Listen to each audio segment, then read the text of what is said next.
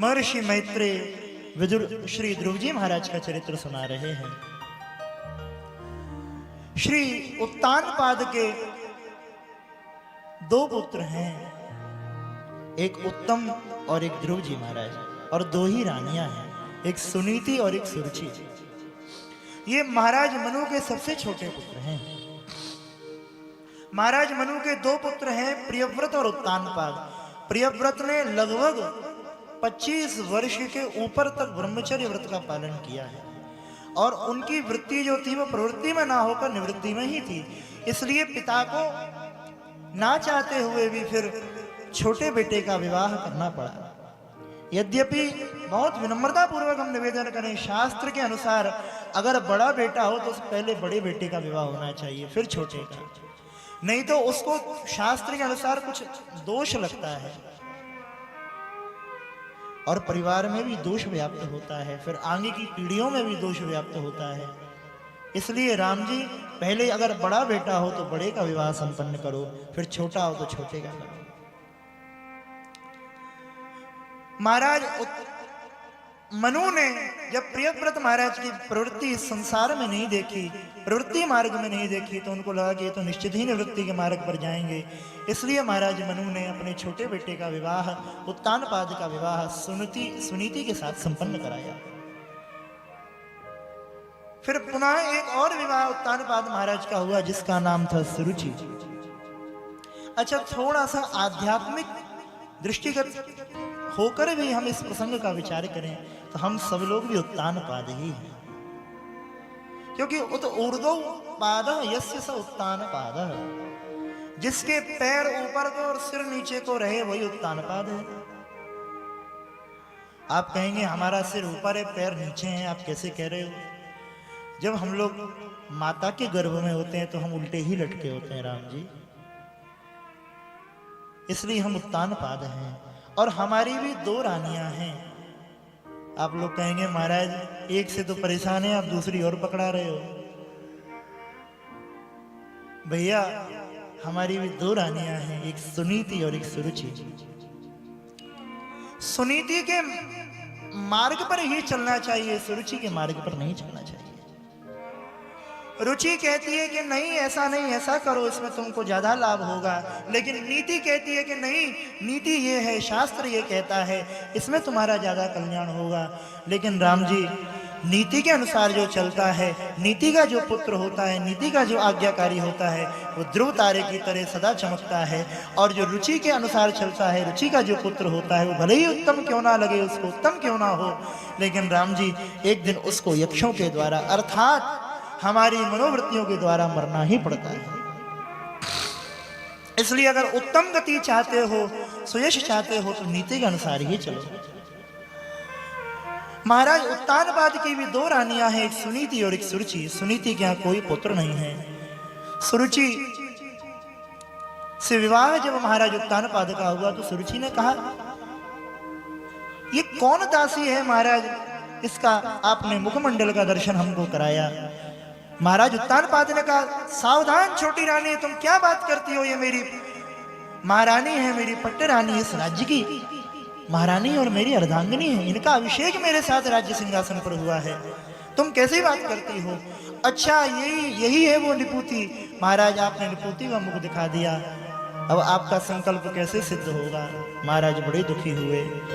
माता सुनीति भी बहुत दुखी हुई हैं राम जी। माता सुनीति ने गृह त्याग का विचार बनाया है, जंगल में चली गई हैं, खूब घोर तपस्या की है। नारद जी महाराज का दर्शन हुआ है, नारद जी का सत्संग प्राप्त हुआ है, गर्भ में बालक आ चुका है। भगवत कृपा से उस गर्भगत बालक को ही नारद जी का सत्संग मिल रहा है राम जी। कालांतर में बालक हुआ, सुनीति के यहाँ सुरुचि का भी बालक हुआ। सुनीति पुनः महाराज के उत्तानपाद के आग्रह पर पुनः महल लौट आई और सुरुचि तो महल में थी ही। सुरुचि के बालक का नाम था उत्तम और माता सुनीति के बालक का नाम था ध्रुव। अभी 5 वर्ष की आयु है ध्रुव जी महाराज की। एक दिन ध्रुव जी महाराज के छोटे भाई को उत्तम को महाराज सिंहासन पर आरूढ़ थे, अपनी गोद में बिठाल कर खिला रहे थे। खेलते खेलते महाराज ध्रुव जी भी वहां पहुंचे। उन्होंने भी अपने पिता की गोद में जाने की लालसा प्रकट की। महाराज पिता लेना ही चाहते थे, लेकिन तभी ध्रुव जी की विमाता सुरुचि आई। नभत्स्य नपते अधिष्णम भवान नारोड़ मरहति न गृहीतो मया कुक्षम। अगर तुम इस सिंहासन पर बैठने के लिए लालायत हो रहे हो तो तुम इस सिंहासन पर नहीं बैठ सकते। क्यों? क्योंकि अगर तुमको सिंहासन पर बैठना है तो भगवान की आराधना करो। तपसा आराध्य पुरुषम तस्यैवानुग्रहेण में, किस भाव से आराधना करो कि मेरी कोख से तुम्हारा अगला जन्म हो, मेरे गर्भ से तुम्हारा अगला जन्म हो, तभी तुम इस सिंहासन पर बैठ पाओगे, नहीं तो नहीं बैठने दिए जाओगे। श्री ध्रुव जी महाराज बहुत दुखी हो गए। अच्छा निवेदन करें, माता की परिभाषा क्या है? माता किसको कहते हैं? पंचम स्कंद में श्लोक है, गुरुर्न सस्यात् स्वजनो न सस्यात् पिता न सस्यात् पिता न सस्यात् जननी न सस्यात् दैवं न तस्यान् न पतिश्च तस्यान् नमो च यद्यः समुपैत मृत्युम। माता कौन है? जननी कौन है? राम जी वह है जननी जो सही मार्ग पर, भगवत मार्ग पर अपने पुत्र को लगाए। यद्यपि सुरुचि कर तो भगवान की ही आराधना का उपदेश ही कर रही है, लेकिन राम जी उपदेश भले ही कर रही है, लेकिन उस आराधना का लक्ष्य बहुत अच्छा नहीं है। आराधना अगर भगवत आराधना, भगवत भागवत आराधन अगर भोगों के लिए होगा, पुनर्जन्म के लिए होगा, सुख के लिए होगा, लालच इस लालसा से होगा, तो वह आराधन भी बहुत सम्यक तौर पर फल देने वाला नहीं होगा। सुरुचि कह तो रही है कि तुम भगवान की आराधना करो, लेकिन इसके अज्ञान की पराकाष्ठा है। कह रही है तुम पुनर्जन्म के लिए भगवान की आराधना करो। राम जी जो भगवान की सम्यक तौर पर आराधना कर लेता है वो जन्म जन्मांतर के झमेलों से छूट जाता है, उनके पास ही पहुंच जाता है। ध्रुव जी महाराज दुखी हो गए। 5 वर्ष के छोटे से बालक हैं, जैसे किसी फुफकारे हुए सांप को महाराज कोई लाठी से प्रहार कर दे तो वो और तेजी से फुफकारता है, तेज तेज श्वास लेता है, उसी प्रकार ध्रुव जी महाराज भी बहुत तेज तेज श्वास ले रहे हैं। लंबी लंबी श्वासें लेकर रोते हुए छोटे से बालक ध्रुव जी अपनी माता सुनीति के पास आए। सुनीति ने देखा, पूछा, बेटा ध्रुव क्या बात है, तुम रो क्यों रहे हो? ध्रुव जी ने सारा वृत्तांत सुनाया। माता सुनीति ने कहा, सही तो कहा है सुरुचि ने, आज तक बेटा जिस किसी को भी ऊंचे से ऊंचा, बड़े से बड़ा पद प्राप्त हुआ है वो भगवान अधोक्षज की कृपा से ही हुआ है। इसलिए तपसा आराध्य पुरुषम, उन भगवान आराध्य पुरुष की उपासना करो तुम। राम जी जो प्रसंग यहाँ श्रीमद् भागवत में ध्रुवगमन पर ध्रुव जी को उनकी माता भगवान की सेवा और भगवान के भजन का उपदेश कर रही हैं, मार्ग दिखा रही हैं, ठीक यही प्रसंग श्रीमद् रामायण में भी है। श्री लक्ष्मण जी महाराज भगवान से कह रहे हैं, हे नाथ दीन बंधु और अंतर्यामी, आप तो सर्वांतर्यामी हो, गुरुप तुमात न जाने हो काहू। मैं किसी को नहीं जानता, आप ही मेरे एकमात्र माता हो, आप ही एकमात्र मेरे पिता हो, सब कुछ आप ही तो हो। त्वमेव माता च पिता त्वमेव, त्वमेव बंधुश्च सखा त्वमेव, त्वमेव विद्या द्रविणम त्वमेव, त्वमेव सर्वम मम देव देव। राम जी लक्ष्मण जी ने जब इस प्रकार अपनी बात को श्री ठाकुर जी के चरण कमलों में, रघुनाथ जी के चरण कमलों में रखा है, रघुनाथ जी ने कहा, जाओ एक बार अपनी माता की आज्ञा तो लेके आओ। श्री लक्ष्मण जी महाराज जैसी सुमित्रा मैया के पास आए हैं। महाराज सुमित्रा मैया तो आरती का थाल लेके ही खड़ी थी। सुमित्रा मैया क्या कहती हैं, जहां राम तहां अवध निवासु, तहीं दिवस जहाँ भानु प्रकाशो। लक्ष्मण वही अयोध्या है जहाँ पे भगवान श्री सीताराम जी निवास करते हैं। तुम तो भगवान श्री सीताराम जी के साथ ही जाओ। आज से मैं तुम्हारी माता नहीं, 14 वर्ष तक तुम्हारे माता और तुम्हारे पिता भगवान श्री राम और भगवती माँ सीता हैं, तुम्हारी भाभी माँ है और तुम्हारे भैया हैं। निष्काम भाव से उनकी सेवा करना। लक्ष्मण वाल्मीकि रामायण का तो इतना प्यारा श्लोक महाराज जी इस प्रसंग में है, तो उस श्लोक को हम कहीं बिना अगर इस प्रसंग में आगे बढ़ जाए तो ये बहुत बड़ा अन्याय होगा। सुमित्रा मैया क्या कह रही है, बहुत ध्यान से सुनिए। रामं दशरथं विद्धि मां विद्धि जनकात्मजा अयोध्याम् अटवीं विद्धि गच्छतात्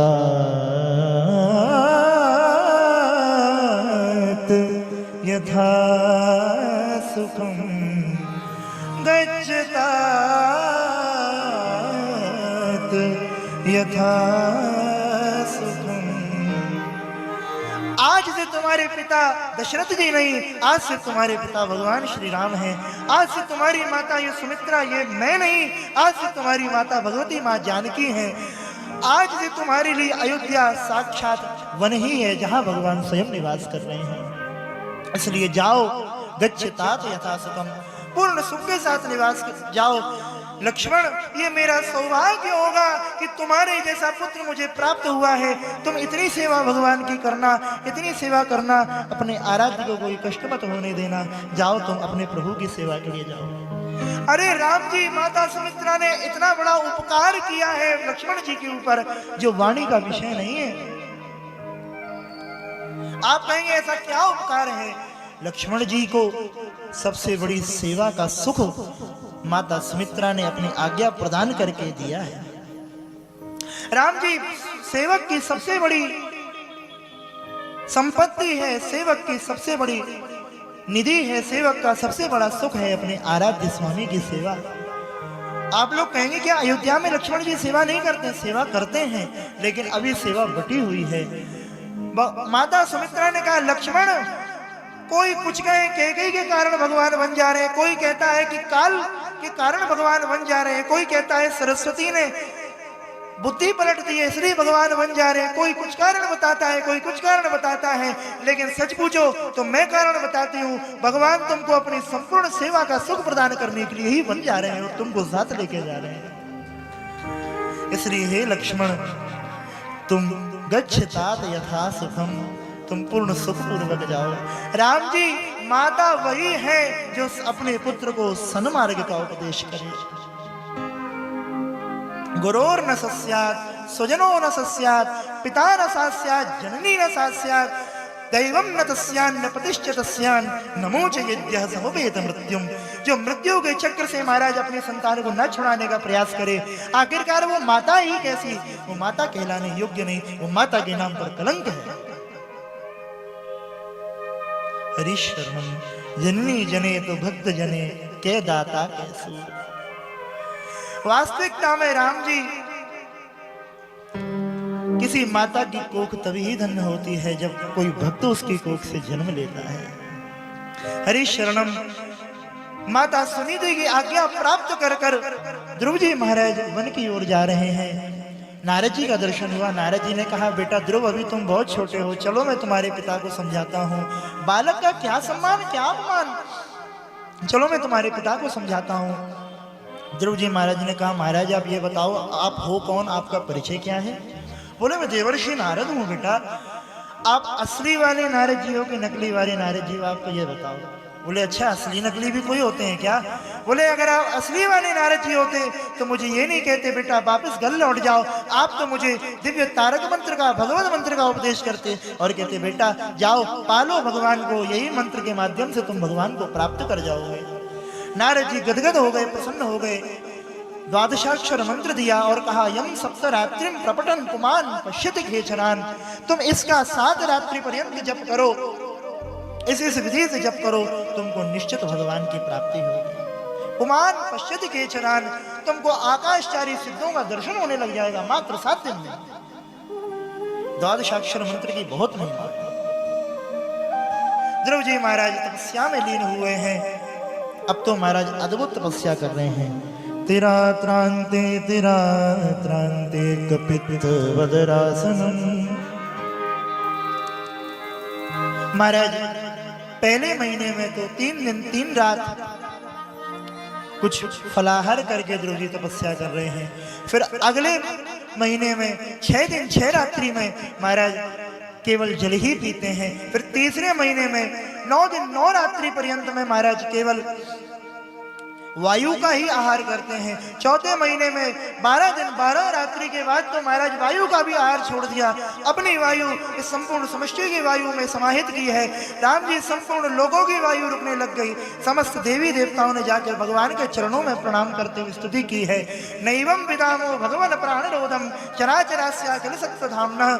हे नाथ, आप जल्दी से जाके ध्रुव जी को दर्शन दीजिए, हम आपके शरण में हैं, नहीं तो हम लोग श्वास नहीं ले पा रहे हैं। संपूर्ण त्रिलोक में हाहाकार मचा हुआ है। भगवान ने कहा, हे देवताओं, मैं ध्रुव जी को दर्शन देने नहीं, अभी तो ध्रुव जी का दर्शन करने जाऊंगा। ऐसे भक्त का तो मैं दर्शन करता हूं राम जी,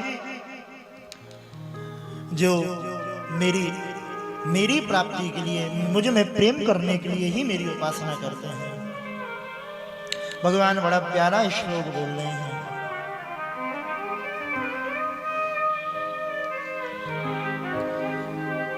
तद्दर्शनेनागत साध्वसक्षिता भवन्दितां विनमय्यदण्डव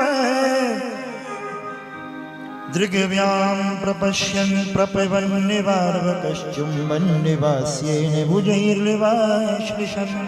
भगवान शंख चक्र गदाधारी भगवान ध्रुव जी के सामने प्रकट हो गए हैं और कह रहे हैं, ध्रुव जी आंखें तो खोलो। लेकिन राम जी ध्रुव जी आंखें ही नहीं खोल रहे हैं। आप लोग कहेंगे ध्रुव जी के सामने भगवान खड़े हैं, पर ध्रुव जी आंख क्यों नहीं खोल रहे हैं? अरे राम जी, जो छवि भगवान की बाहर सामने खड़ी हुई है, वही छवि का दर्शन भगवान ध्रुव अपने हृदय में कर रहे हैं। भगवान ने अपनी अंतर की छवि को तिरोहित किया है ध्रुव जी के अंतर से, और राम जी ध्रुव जी छटपटाए हैं। ध्रुव जी ने जैसे ही अपने नेत्र खोले, अद्भुत छवि का निरूपण, अद्भुत छवि का दर्शन भगवान के किया। लौट गए चरणों में, हाथ जोड़े, नाथ आपने बड़ी कृपा की, दर्शन किया। ध्रुव जी महाराज भगवान का दर्शन नहीं कर रहे हैं, अभी तो भगवान मैत्रेय कहते हैं, दृग्व्याम प्रपश्यन् प्रपिबन्निवार्वकः चुम्बन निवास्यैर्भुजन् निवाश्लिषन्। ध्रुव जी महाराज अपने नेत्रों के माध्यम से ठाकुर जी के दिव्य स्वरूप माधुरी का पान कर रहे हैं। आप लोग कहेंगे, कभी नेत्र पीते हैं क्या? पीता तो मुख है ना। लेकिन राम जी जब परम प्रेम स्वरूपा, अचिंत्य स्वरूपा, आह्लादनी भगवत सुख प्रदायनी भक्ति का जब उदय हृदय में होता है राम जी, तो नेत्र भी पीने लग जाते हैं, कर्ण भी पीने लग जाते हैं राम जी, मुख भी गाने लग जाता है, संपूर्ण क्रियाकलाप, संपूर्ण इंद्रियां जागृत हो जाती हैं, असंभव कार्य भी सिद्ध हो जाता है। ये भगवान की भक्ति की महिमा है। और बड़ी विनम्रता पूर्वक हम निवेदन कर रहे हैं, इन नेत्रों का वास्तविक फल यही है कि अपने प्राणाराध्य प्रभु को इन नेत्रों के माध्यम से अपने हृदय में बसा लिया जाए। एक बार ये अंदर चले जाएंगे, इनको कोई ढंग से निहार लेगा, फिर इनके बिना रह नहीं पाएगा। राम जी उसको तो एक ही तलब होगी, एक ही आशा हृदय में उत्पन्न होगी, हे नाथ बस एक ही आशा है, एक ही इच्छा है, आपको मैं पालूं, आपको देखता रहूं, बस इसके अलावा और मेरी कोई इच्छा नहीं है। भक्त तो गा रहा है, ध्रुव जी महाराज भावपूर्वक गाने लग गए हैं। यही हसरत है, तलब है, यही आरज़ू है दिल में, यही हसरत है, तलब है, यही आरज़ू है दिल में, यही हसरत है, तलब है, यही आरज़ू है दिल में, यही हसरत है, तलब है, यही आरज़ू है दिल में, यही हसरत है,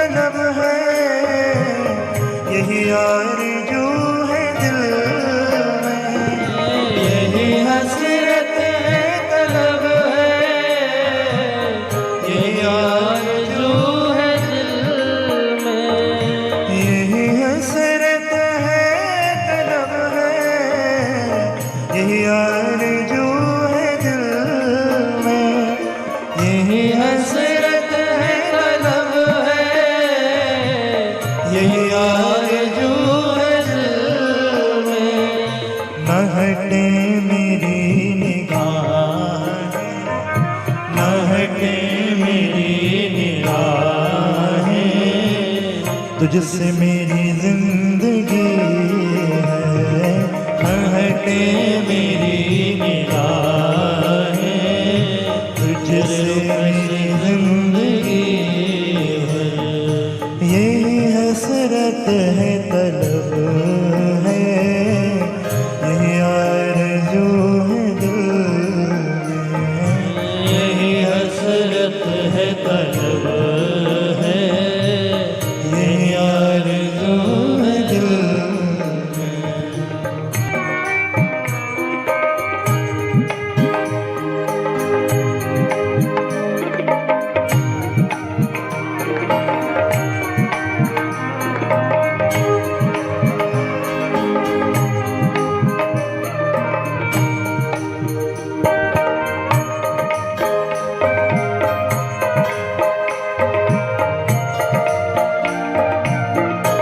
गाइए सभी लोग तालियों की सेवा के साथ।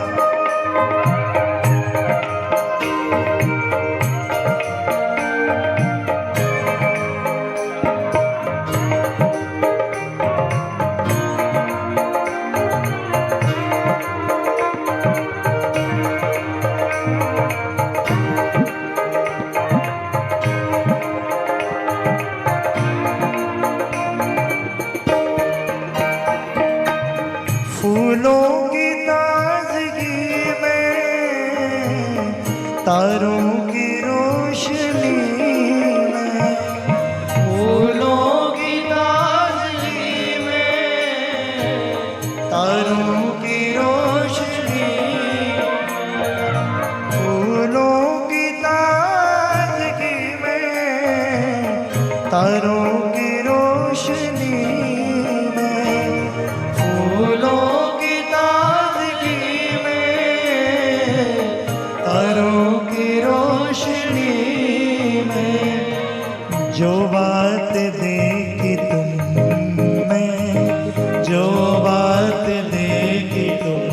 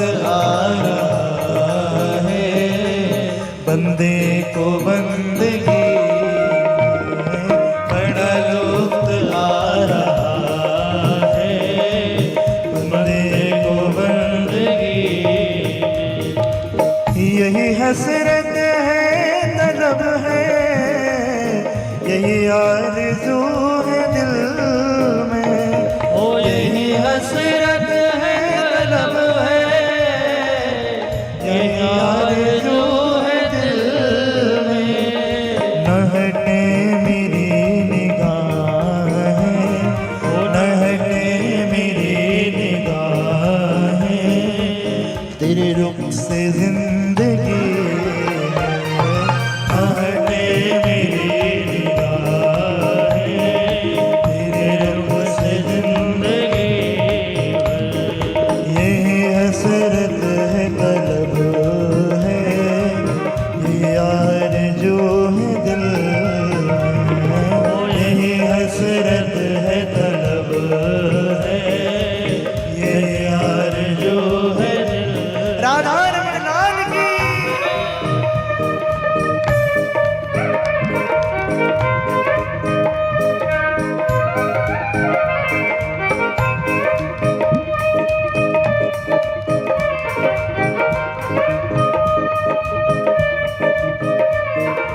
दोनों हाथों की सेवा करते हुए सभी लोग।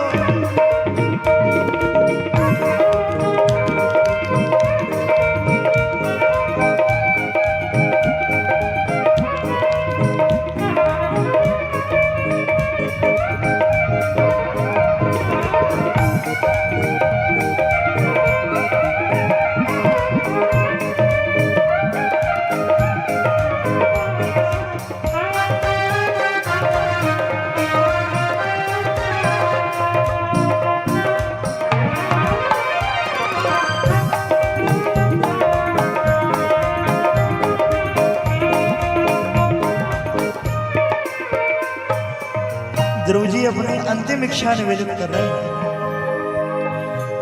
मेरी आखिरी तमन्ना पूरी ये कर दो माधव, मेरी आखिरी तमन्ना पूरी ये कर दो माधव, मेरी आखिरी तमन्ना पूरी कर दो माधव, मेरी आखिरी तमन्ना पूरी ये कर दो माधव।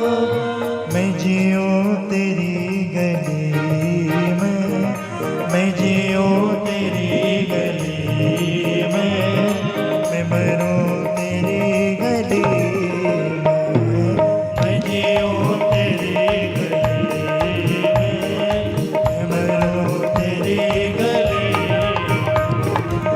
यही हसरत है तलब है, यही आरज़ू है दिल में, ओ यही हसरत है तलब है, ये आरज़ू है दिल में।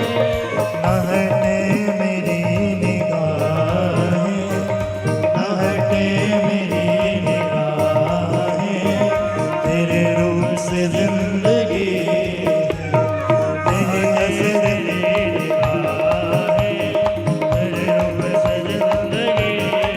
ओ राधे गोविंद नारायण, राधे गोपाल नारायण, ओ राधे गोविंद नारायण, राधे गोपाल नारायण, ओ राधे गोविंद नारायण, राधे गोपाल नारायण, ओ राधे गोविंद नारायण, राधे गोपाल नारायण। ओ यही हसरत है तलब है, यही आरज़ू है दिल, यही हसरत है तलब है, यही आरज़ू है दिल, यही आरज़ू है दिल, यही आरज़ू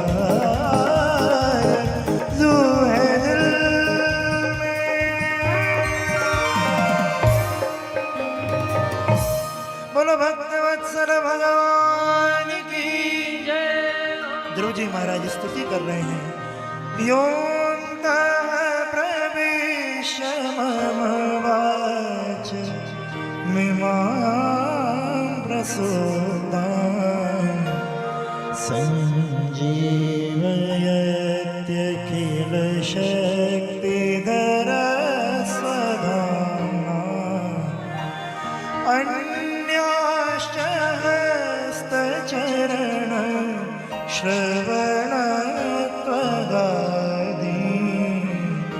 प्राणान्नमो भगवते पुरुषाय तुभ्यं योऽन्तः प्रविश्य मम वाचमिमां प्रसूताम्। हे नाथ, आपने न केवल मेरे इंद्रियों को ही नहीं जगाया, आपने तो मेरे नेत्रों को भी जगा दिया, आपने तो मेरे चित्त को भी जगा दिया, आपने तो मेरे अहम को भी जागृत कर दिया।